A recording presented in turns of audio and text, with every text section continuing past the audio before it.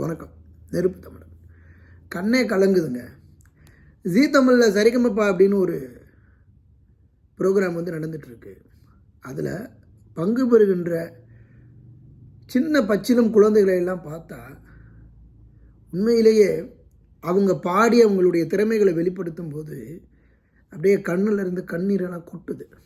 இப்போ ஒரு சின்ன பையன், ஒரு 5-6 வயசு இருக்குன்னு நினைக்கிறேன். அந்த பையன் தன்னுடைய தாத்தா சொல்லி கொடுத்த பழைய பாடல்களை மட்டும்தான் எனக்கு தெரியும், புது பாடல்கள் தெரியாதுன்னு சொல்லி நிகழ்ச்சியில் பாடுறான்.